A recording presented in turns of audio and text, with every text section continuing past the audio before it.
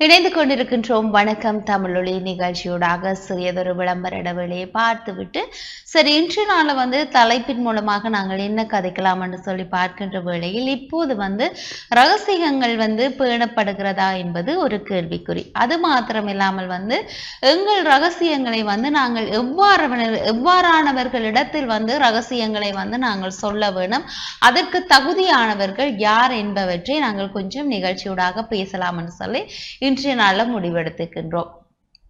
ரகசியம் என்று சொல்லி பார்க்க ஒரே ஒரு விடயத்தை பார்க்கலாம். உன் நண்பனை கேள் உன்னை பற்றி சொல்லுவான் அப்படின்னு சொல்லி எல்லாருமே சொல்லுவாங்க. எங்களுடைய நண்பனை கேட்டால் நாங்கள் எவ்வாறானவர்கள் என்பதை அவர்கள் கூற முடியும். இதுவே வீட்டில் இருப்பவர்களை போய் கேட்டால் ஏன் பிள்ளை இப்படித்தான் அப்படின்ற ஒரு கொஞ்சம் விஷயம் மட்டும்தான் அங்க ஒரு ஃபுல் ஸ்டாப்போட நிற்கும். ஆனால் நண்பனிடத்துல நாங்கள் விசாரிக்க போனமாக இருந்தால் லெந்தா போய்கொண்டே இருக்குமே தவிர எப்பவும் முடியாது. அதனால என்னை பற்றி அறிய வேணும்னு சொன்னால் நண்பனிடத்தில் கேள் அப்படின்னு பெரியவங்க சொல்ற ஒரு விஷயம் இருக்கு. அது மாதிரி தான் இந்த ரகசியங்கள். ஒருவர் மீது நாங்கள் நம்பிக்கை வைத்து எங்களிடத்தில் இருக்கக்கூடிய பல்வேறுபட்ட ரகசியங்களை நாங்கள் சொல்லுகிறோம். கூடுதலாக பார்த்தோமாக இருந்தால் எங்களுடைய பெற்றோர்களை தாண்டி அவர்கள் மீது இல்லாத நம்பிக்கை கூட யாரோ ஒரு நண்பன் மேலோ காதலன் மேலோ காதலி மேலேயோ நாங்கள் அந்த நம்பிக்கையை வைக்கின்றோம். பல பேர் வீட்டுல ஒரு சில விடயங்களை சொல்ல முடியாது. அதன் காரணமாக நண்பர்களிடத்தில் நாங்கள் பகிர்ந்து கொள்கின்றோம். ஆனால் நண்பர்களிடத்தில் நாங்கள் பகிர்ந்து கொள்கின்ற எங்களுடைய ரகசியங்கள் ரகசியங்களாக பேணப்படுகிறதா என்று சொல்லி பார்த்தோமாக இருந்தால் இல்லை என்று தான் சொல்ல முடியும். ஏனென்று சொல்லி பார்த்தோமாக இருந்தால் ரகசியங்கள் பேணப்படுகிறதா என்று சொல்லி பார்த்தோமாக இருந்தால் இப்போது நாங்கள் ஒரு நண்பனை தேர்ந்தெடுக்க வேண்டும் என்று சொன்னால் உண்மையான நண்பன் யார், நல்ல நண்பன் யார் என்பதை சரியான முறையில் தேர்வு செய்ய வேண்டும். ஆரம்பத்துல நான் ஒரு கதையை சொல்லியிருந்தேன். ஒரு தொப்பி வியாபாரியில தொப்பி கதை என்று சொல்லி ஒரு காட்டு வழியால இரண்டு நண்பர்கள் கடந்து சென்று கொண்டிருப்பார்கள். அப்போது திடீரென்று அந்த இடத்துல சிறுத்தை வரக்கூடியதாக இருக்கு. சிறுத்தையை கண்டதும் இரண்டு நண்பனும் தான் நடந்து போய்கொண்டே இருப்பார்கள். ஆனால் ஒரு நண்பன் மட்டும் பாய்ந்தோடி மரத்துல ஏறி விடுகிறான். ஒரு நண்பன் கீழே நிற்கின்றான். கீழே நிற்கும் போது அவன் சொல்கின்றான், நான் இருக்கிறேன், நீ கீழே இறங்கி வா அப்படின்னு சொல்லும் போது இந்த மேலே இருக்கிற நண்பன் சொல்லுவானாம், நீ மேலே நான் கீழே வந்தேன் என்று சொன்னால் நீ என்னை விட்டு நீ ஓடி விடுவாய் என்பதற்காக நான் உன்னை விட்டுட்டு திடீரென்று இந்த மரத்தில் ஏறினான் என்று சொல்லி அந்த நண்பன் சொல்லுவான். ஆனால் அந்த சிறுத்தையை பார்த்தீர்களாக இருந்தால் அந்த சிறுத்தைக்கு கண் தெரியாத ஒரு சிறுத்தையாக அந்த இடத்துல காணப்பட்டது. கண் தெரியலை என்று சொன்னால் சரியான இலக்கை கொண்டு அந்த இடத்துல எந்த ஒரு மனிதனையும் அந்த சிறுத்தையால் தாக்க முடியாது. அப்போது அந்த கீழே இருக்கக்கூடிய நண்பன் என்ன செய்கிறான் என்று சொன்னால், இந்த சிறுத்தை நான் இங்கே நிற்கிறேன் ஆனால் ஏன் அங்கும் இங்கும் பார்க்கிறது என்று சொல்லி யோசிக்கிறான். அப்போதான் அவன் முடிவெடுக்கிறான், இந்த சிறுத்தைக்கு கண் பார்வை தெரியாதுன்னு சொல்லி. அவ்வாறு இருக்கும்போது அவன் ஒரு மரத்துக்கு பின்னே ஒளிந்து விடுகிறான். தன்னுடைய கால் தடம் சத்தம் கேட்காத அளவிற்கு நடந்து சென்று இவ்வாறு இருக்க சிறுத்தை வந்த வழியாலேயே மீண்டும் திரும்பி போய்விடுகிறான். மனமரண்டு அந்த நண்பன் கீழே இறங்கி, உனக்கு ஒன்றும் இல்லத்தானே, நீ நல்லாத்தானே இருக்க அப்படின்னு சொல்லும் போது பாருங்கள், இரண்டு நண்பர்கள் சேர்ந்து போகும்போது அந்த இடத்தில் கீழே நின்ற நண்பன் இவன் உண்மையான நண்பனா இல்லையா என்பதை அறிந்து கொள்வதற்கு கூட அது பெரிய ஒரு பங்கு வகித்தது அந்த கதை என்று சொல்லலாம். இவ்வாறுதான் இப்போது இருக்கக்கூடிய பல நண்பர்களை தேர்வு செய்வது என்பது பெரிய ஒரு கஷ்டம். ஒரு திருமணம் ஆகிறதுக்கு ஒரு பெண்ணையோ சரி ஒரு ஆணையோ சரி நாங்கள் தேர்வு செய்தாலும் சரியான நண்பனை நாங்கள் தேர்வு செய்வோமா என்றால் அது பெரிய ஒரு கஷ்டமான ஒரு விடயம், ஒரு டஃப்பான ஒரு விஷயம் என்று தான் சொல்லலாம். ஏன்னு சொன்னால் நண்பர்களை நாங்கள் தேர்வு செய்வது இவ்வாறு நமக்கு அவர்கள் உண்மையாக இருக்கிறார்களா இல்லையா, எங்களுடைய ரகசியங்கள் பேணப்படுகிறதா இல்லையா என்பது கூட தெரியாமல் எங்களுடைய பல்வேறுபட்ட ரகசியங்களை அவர்களிடத்தில் நாங்கள் ஒப்புவிக்கின்றோம். இவ்வாறு ஒப்புவித்துட்டு ஒரு காலகட்டத்துல நாங்கள் பிரிந்து விடுகிறோம். இல்லை என்று சொன்னால் நாங்கள் வேறு எங்கேயாவது செல்கின்றோம். இவ்வாறு இருக்கும்போது அவனுக்கு இன்னும் இருக்கக்கூடிய அநேக நண்பர்களுக்கு இப்படி ஒருத்தன் இருந்தான் அப்படின்னு சொல்லி நல்ல விடயத்தை சொல்ல மாட்டார்கள். எவ்வாறான சொல்லக்கூடாத விடயங்கள் எல்லாம் இருக்கோ அவற்றை எல்லாமே அவர்களோடு பகிர்ந்து கொள்வார்கள். இவ்வாறாகத்தான் இப்போது 100% நண்பர்கள் இருக்கிறார்கள் என்பது கூட ஒரு ஆய்வுல தெரிவு செய்திருந்தார்கள். நீங்கள் அந்த செய்திகளை கூட படித்திருப்பீர்கள். இவ்வாறு இருக்கும்போது உலகத்தில் யாரும் யாருக்கு உண்மையாக இல்லாத போது எங்களுடைய ரகசியத்தை வந்து நாங்கள் சொல்வதால் என்ன நடக்கும்? சரி, ஒரு காதல் கணவனை எடுத்துக்கொள்வோமே.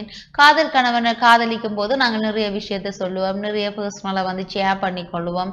இதுவே திருமணமானதுக்கு பிற்பாடு எங்களுடைய குடும்பம் சார்ந்த விடயங்கள் எல்லாத்தையுமே நாங்க சொல்லியிருப்போம். திடீரென்று ஒரு அண்டர்ஸ்டாண்டிங் இல்லாமல் அவர்களுக்குள்ளே ஒரு சண்டை பற்றி கொள்கிறதுன்னு சொன்னால் திடீரென்று அந்த கணவனோ சரி மனைவியோ சரி, ஓ நீங்க அப்படி செய்த நீங்க தானே, உங்களோட வீட்டுக்காரர் அப்படித்தானே அப்படின்ற சில விஷயங்களை வந்து கதைக்கிறத. ஏனென்று சொன்னால் அந்த அந்யோன்யமாக இருக்கக்கூடிய அந்த கணவன் மனைவிக்குள்ளேயே அந்த உண்மையாக இருக்கக்கூடிய அந்த ரகசியங்கள் பேணி பாதுகாப்பதில்லை என்பதுதான் இன்று உண்மை. எனவே வந்து எங்களுடைய ரகசியங்களை வந்து நாங்கள் எங்களோடு வைத்துக் கொள்வது மிக நல்லது. நாங்களே நமக்கு நண்பனாக இருப்போம், நமக்கு நாங்களே எல்லாம் நல்லவனாக இருப்பதுதான் சரியான இருக்கும். இன்னொருவரை நம்பி நாங்கள் இவர் இப்படித்தான், இவருடைய வெளித்தோற்றத்தை பார்க்க நல்லவரா இருக்கா, நான் ஷேர் பண்ணலாம். சில பேர் யோசிப்பாங்க, என்னுடைய ரகசியங்கள் ஏதாச்சும் என்னால் மீள முடியாத விடயத்தை வந்து ஒரு நண்பரிடையோ யாரடியாச்சுமே நாங்கள் நம்பிக்கையா சொல்லிக்க வந்து ஒரு பாரம் குறைந்து விடும் என்ற ஒரு எண்ணம் வந்து எல்லாருக்கும் வரும். சில பேர் சொல்லுவாங்க, நீ எப்படி என்று சொன்னா என்னோட சொல்லு, உனக்கு கொஞ்சம் பாரம் குறைஞ்ச மாதிரி இருக்கும் அப்படின்னு சொல்லி சில ரகசியங்களை வந்து வேண்டுவார்கள். வேண்டி அந்த ரகசியங்கள் சொல்லப்பட்டதும் அவா போனோன்னு இங்கால 4 பேரோட சேர்ந்து அந்த ரகசியம் ஃபுல்லா பரகரசியமாகக்கூடிய ஒரு வாய்ப்பு கூட இப்போது ஏற்பட்டு கொண்டுதான் இருக்கிறது. எனவே வந்து இவ்வாறு இருக்கக்கூடிய நாங்கள், அதுல நானும் ஒருத்தியாக இருக்கலாம் என்று தான் சொல்ல முடியும். எங்களுடைய ரகசியங்களை எங்களோடு வைத்துக் கொள்வோம். எங்களுடைய எதிர்கால வாழ்க்கைக்கும் அது நல்ல ஒரு விடயமாக இருக்கும். எனவே வந்து யாரையும் நம்பாதீர்கள் என்று நான் சொல்லவில்லை.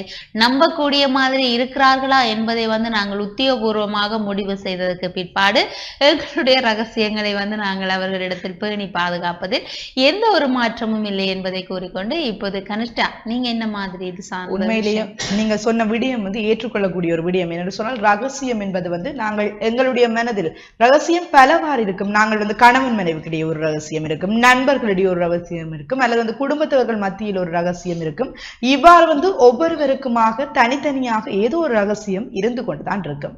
வாழ்க்கையிலே வந்து ஏதோ ஒரு பிரச்சனைகளுக்கு மத்தியிலோ அல்லது ஏதோ ஒரு துன்பகரமான போராட்டகரமான வாழ்க்கையும் நாங்கள் வாழ்ந்து கொண்டுதான் இருப்போம். சில சமயங்களில் வெளி தோற்றத்துக்கு வெளி பார்வைக்கு ஒருவருடைய உடல் நலனோ உளநலமோ நல்ல அழகாக தென்பட்டு விட்டால் நாங்கள் நினைக்க கூடாது அவர்களுடைய வாழ்க்கையில் பிரச்சனை இல்லை, எந்த ஒரு ரகசியங்களும் இல்லை, ஒளிவு மறைவில்லாமல் வாழ்ந்து கொண்டிருக்கிறார்கள் என்று சொல்லி எங்களுக்குள் நாங்களே முடிவெடுத்து விட முடியாது. என்று சொன்னால் வாழ்க்கைகள் பல துன்பங்கள் சந்தோஷங்களை உள்ளடக்கியதாகத்தான் இருக்கும். ஒரு பிரச்சனை எங்களுடைய மனதில் ஏதாவது ஒரு விடயம் உறுத்தி கொண்டிருக்கின்றது அல்லது ஒரு பிரச்சனையில் நாங்கள் வாழ்ந்து கொண்டு இருக்கின்றோம் என்று சொன்னால் நாங்கள் நினைக்கின்ற ஒரு விடயம், இதை யாரிடமாவது சொல்லிவிட வேண்டும், ஆனால் நம்பிக்கையானவர்களும் சொல்ல வேண்டும். யாரிடம் சொல்லலாம் யாரிடம் சொல்லக்கூடாது என்ற ஒரு மனக்குழப்பமே எங்கள் மத்தியில் வந்துவிடும். சில சமயங்களில் நாங்கள் நினைப்போம், குறித்த நண்பரிடம் இதனை சொல்லலாமா என்று நினைத்துவிட்டு ஒரு குறிப்பிட்ட நேரத்துக்கு பின்னர் நினைப்போம், வேணாம் அதை சொல்ல வேண்டாம் அப்படின்னு சொல்லி நாங்களே குழம்பிக் கொண்டிருப்போம். உண்மையிலேயே நாங்கள் சில விடயங்களை மற்றவர்கள் மத்தியில் பகிர்ந்து கொள்வது மனதுக்கு ஆறுதலாக இருக்கும். மாறாக நாங்கள் பகிர்ந்து கொள்ளப்படுகின்ற விடயங்கள், ரகசியமான விடயங்கள் பரகசியமாக மாற்றப்படுமா என்பதை சிந்திக்க வேண்டும். என்று சொன்னால் ஒரு மன அழுத்தத்தின் காரணமாக ஒருவருக்கு ஒரு கதையை சொல்லுகின்றோம், அது பலருக்கு அந்த கதை சென்று பலர் எங்களை கேள்வி கேட்கக்கூடியதாகவோ அல்லது பலருடைய கேள்விகளுக்கு நாங்கள் பதில் சொல்லக்கூடியதாக அமைகின்ற போது இன்னும் அழுத்த நிலையை கூடிக்கொண்டுதான் இருக்கும். உண்மையிலேயே நாங்கள் ஒரு விடயம் செய்யலாம், எங்களுக்கு பிரச்சனை இருந்தாலும் அல்லது பல ரகசியங்கள் இருந்தாலும் நாங்கள் கடவுளிடம் மன்றாடலாம். இறைவன் எல்லோருக்குமே வந்து பொதுவானவராக இருக்கின்றார். நாங்கள் சொல்லுகின்ற விடயம் எப்பொழுதும் இறைவன் மத்தியில் சொல்லுகின்ற விடயம் யாருக்குமே வந்து பகிரப்பட மாட்டாது. இது எல்லோருக்குமே வந்து தெரிந்த ஒரு விடயம். பலர் மன உளைச்சலில் இருக்கலாம், என்னுடைய ரகசியங்களை யாரிடம் கூறுவதென்று சொல்லி சிந்தித்த வண்ணம் இருக்கலாம். அவர்கள் என்ன செய்யலாம், யாரிடமும் சொல்வதற்கு நம்பிக்கை இல்லாதவர்கள் இறைவனிடம் பகிர்ந்து கொள்ளலாம். அவ்வாறு இறைவனிடம் பகிர்ந்து கொள்ளுகின்ற போது எங்களுடைய மனம் ஆறுதல் அடைகின்றது. அது மாத்திரமல்லாமல் வேறு யாருக்குமே பகிரப்பட மாட்டாது என்பதை நாங்கள் சிந்திக்க வேண்டியவர்களாக இருக்கின்றோம். சிலர் மற்றவர்களை நம்ப முடியாது என்பதற்காக மனதிலே போட்டு குழப்பி குழப்பி குழப்பி அழுத்த நிலைக்கு வந்து இறுதியில் வந்து அவர்கள் ஒரு மனநலம் பாதிக்கப்பட்ட பின்னர் தான் அதற்கான காரணத்தை தேடி அறிகின்ற போது அவர் மனதிலே பல குழப்பங்களை வைத்திருந்தார் என்பது வந்து தெரிய வருகின்றது. ஆகவே இந்த நம்பிக்கை உணர்வு, ரகசியம் பேணல் என்பது ஒவ்வொரு உறவுகளுக்கும் இருக்க வேண்டிய ஒன்றாக இருக்கின்றது. உண்மையிலேயே கணவன் மனைவி என்று சொல்லி பார்க்கின்ற போது அதிகளவான ரகசியத்தன்மைகள் இருக்கும். அவர்களுடைய குடும்பம் தொடர்பான பிரச்சனைகள் அல்லது தனிப்பட்ட பிரச்சனைகள் எல்லாம் ஒரு கணவன் மனைவிக்கிடையே அல்லது ஒரு குடும்பங்களுக்கிடையே இருக்கும். கணவன் தொடர்பான விடயத்தை மனைவி போய் வேறு யாருக்கும் சொல்வாராக இருந்தால் அந்த கணவன் தான் பரிகசிக்கப்படுவார். அந்த இடத்தில் கணவனுடைய ரகசியம் தான் பேணப்படாமல் போகின்றது.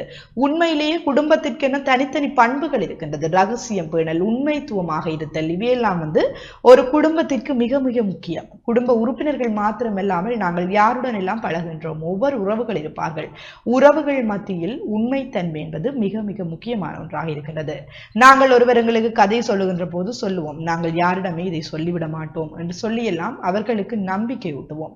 நம்பிக்கை ஊட்டி அவர்கள் எங்களுக்கு கதைகளை சொன்னதன் பிற்பாடு நாங்கள் என்ன நினைப்போம், இந்த கதையை எவ்வாறாயினும் என்னுடைய குறித்த நண்பியிடம் சொல்லிவிட வேண்டும் அல்லது குறித்த நண்பரிடம் சொல்லிவிட வேண்டும், இல்லை என்று சொன்னால் என்னுடைய மனம் ஆறுதல் அடையாது என்று சொல்லி நாங்கள் இவ்வாறு சிந்திப்பவர்களாக இருக்கின்றோம். மற்றவர்கள் நம்பிக்கையின் பேரில் எங்கள் மத்தியில் ஒரு கதையை சொல்லுகின்ற போது அவர்களுக்கு நாங்கள் உண்மைத்தன்மையாக இருக்க வேண்டும். அவ்வாறு எங்களால் உண்மைத்தன்மையாக இருக்க முடியாவிட்டால் நாங்கள் அந்த கதைகளை கேட்காமலே இருந்து விடலாம் என்பதுதான் என்னுடைய கருத்தாக இருக்கின்றது. என்று சொன்னால் ஒருவருடைய கஷ்டத்தை, துன்பத்தை எங்கள் மத்தியில் பகிர்கின்ற போது நாங்கள் அந்த துன்பத்தை மற்றவர்கள் மத்தியில் கொண்டு போய் கேலி செய்கின்ற ஒரு பண்பானது எங்களுடைய வாழ்க்கையில் எங்களை தாழ்த்தி கொண்டு செல்லுகின்ற ஒரு பண்பாகத்தான் அமையும். நாங்கள் எங்களுடைய வேலைகளில் கவனம் செலுத்துகின்றதில் ஒருவர் ஒரு பிரச்சனையை சொல்லுகிறார் என்று சொன்னால் முடிந்தால் அவருக்கு ஆறுதல் கூறலாம். எவராக இருந்தாலும் யாராவது உங்களிடம் பிரச்சனைகளை சொல்லுகிறார்கள், கவலைகளை சொல்லுகிறார்கள், ரகசியங்களை பகிர்ந்து கொள்கிறார்கள் என்று சொன்னால் உங்களால் முடிந்தால் நீங்கள் ஆறுதல் கூறுங்கள். இல்லை என்று சொன்னால் நீங்கள் அமைதியாக என்றாலும் இருந்து விடுங்கள். அவர்கள் சொல்லுவதனால் அவர்களுடைய மனமாவது ஆறுதல் அடையும். ஆனால் அந்த கதையை சுமந்து கொண்டு சென்று மற்றவர்கள் மத்தியில் கேலி செய்தல், அது மாத்திரமல்லாமல் அவர்கள் தொடர்பான தேவையற்ற விமர்சனங்களை உருவாக்குதல் என்பது எங்களுடைய வாழ்க்கையில் ஒரு கூடாத, ஒரு அழகில்லாத பண்பு என்றுதான் சொல்ல வேண்டும். என்று சொன்னால் பிரச்சனைகள் எங்களுக்கு வராமல் இருந்து விடாது. இன்று மற்றவர்களுக்கு வருகின்ற பிரச்சனை நாளை எங்களுக்கு வரலாம். அது வெவ்வேறு வடிவங்களிலே வருமே தவிர மனிதன் சந்தோஷமாக வாழ்க்கை முழுவதுமே இருந்து விட முடியாது. அவர் எனக்கு துன்பம் ஏற்படுகின்ற போது சில சமயங்களில் நாங்கள் உணர்வோம், இவ்வாறுதானே என்னுடைய நண்பனும் என்னுடைய அந்த உறவுகளும் துன்பப்பட்டிருக்கிறார்கள் என்று சொல்லி. ஆகவே மற்றவர்கள் எங்கள் மத்தியில் ரகசியங்களை சொல்லுகின்ற போது அதனை பேணி பாதுகாக்க பழக வேண்டும். ரகசியம் என்பது மற்றவர்கள் மத்தியில் எங்களுடைய ஒரு நம்பிக்கை தன்மையை பேணுவதாக இருக்கின்றது. சில சமயங்களில் ஒருவர் உங்களிடம் கதையை சொல்லி ஒரு மன ஆறுதல் அடைகின்றார். அந்த கதை இன்னொருவருக்கு தெரிந்து விட்டது என்று சொல்லி சொன்னார், எப்பொழுதும் வாழ்க்கையில் ஒருபோதும் உங்கள் மத்தியில் அவர்கள் நம்பிக்கை கொள்ள மாட்டார்கள். என்று சொன்னால் முன்னரும் இவ்வாறுதான், நான் நம்பி ஒரு கதையை சொன்னேன், ஆனால் அந்த கதை எல்லோர் மத்தியிலும் பகிரப்பட்டு விட்டது, திரும்பவும் நான் எவ்வாறு நான் கூற முடியும் என்கின்ற ஒரு மன சஞ்சலம், ஒரு நம்பிக்கை இல்லாத தன்மை அற்று போகின்றது. ஆகவே உறவுகள் மத்தியில் எவ்வளவு தூரம் நம்பிக்கையாக இருக்கின்றோமோ அந்த நம்பிக்கை தான் எங்களுடைய வாழ்க்கையில் அதிக தூரம் எங்களை அழைத்து செல்லக்கூடியதாக இருக்கின்றது. இறைவனிடம் மன்றாடுவோம். நாங்கள் என்ன பிரச்சனையாக இருந்தாலும், என்ன துன்பகரமான செயல்களாக இருந்தாலும் இறைவன் மத்தியில் பகிர்ந்து கொள்வோம். மனிதர்களிடம் பல ஆறுதலுக்காக பல விடயங்களை நாங்கள் கூறினாலும் எத்தகைய விடயங்களை கூறுகின்றோம், யாரிடம் கூறுகின்றோம் என்பதில் கவனமாக இருக்க வேண்டும். சில சமயங்களில் எங்களுக்கு துன்பமாக இருக்கின்ற செயல்கள், எங்களுக்கு துன்பமாக இருக்கின்ற வார்த்தைகள் சிலருக்கு சாதாரணமாக அமைந்துவிடும். சிலர் என்ன சொல்வார்கள் சொன்னால், இது என்ன பிரச்சனை, என்னுடைய வாழ்க்கையில் இவ்வாறு பிரச்சனைகள் இருக்கின்றது, இவ்வாறு மாத்திரம் தான் உனக்கு பிரச்சனை இருக்கின்றது என்று சொல்லி மற்றவர்களை மட்டம் தட்டிவிட்டு சென்று விடுவார்கள். ஒருவருடைய பிரச்சனை ஒருவருக்கு பெரிய பிரச்சனையாக இருக்குமானால் சில சமயம் மற்றவர்களுக்கு அது சாதாரணமாக தெரியும். நாங்கள் எங்களுடைய ரகசிய தன்மைகள், எங்களுடைய உண்மை தன்மைகளை மற்றவர்கள் மத்தியில் கூறுகின்ற போது சில சமயங்களில் அவர்கள் அவமதிக்கின்ற தன்மை கூட ஏற்படலாம். ஒருவர் எங்களுக்கு ஒரு விடயத்தை சொல்லுகிறார் என்று சொன்னால் ரகசியம் காப்போம்.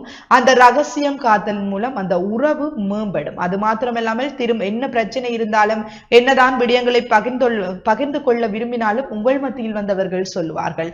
சொல்லுவது உண்மையில் ஒருவர் கதையை சொல்லி ஆறுதல் அடைகிறார்கள் என்று சொன்னால் அது உண்மையிலேயே நாங்கள் ஆசீர்வதிக்கப்பட்டவர்கள் தான் சொல்ல வேண்டும். என்று சொன்னால் எங்களை நம்பி எங்களுடைய ஒரு நம்பிக்கை தன்மையின் அடிப்படையில் ஒரு கதைகளை கூறுகிறார்கள் அல்லவா, அவர்களுடைய மனமும் அதனால் ஆறுதல் படுகின்றது. ஒரு மனிதன் சிறப்பாக வாழ்வதற்கு நாங்கள் காரணமாக இருக்கின்றோம் என்று நினைக்கின்ற போது அது உண்மையிலேயே எங்களுக்கு ஒரு ஆசீர்வாதமாகத்தான் அமையும். ஆகவே நாங்கள் ரகசியங்களை பேணி பாதுகாப்போம். எப்பொழுதும் யார் என்ன சொன்னாலும் தேவையற்ற விடயங்களை தேவையற்றவர்கள் மத்தியில் நாங்கள் பேசாதிருப்போம். அலுவலகமாக இருந்தாலும் அல்லது குடும்பமாக இருந்தாலும் அல்லது தனிப்பட்ட நிறுவனங்களாக இருந்தாலும் நாங்கள் தொழில் புரிவர்களாக இருப்போம். சில சமயங்களில் வீட்டில் ஒரு குடும்ப பெண்ணாக இருப்போம். ஒவ்வொரு இடத்தில் ஒவ்வொரு பங்கு வகிப்பவர்களாக நாங்கள் இருப்போம்.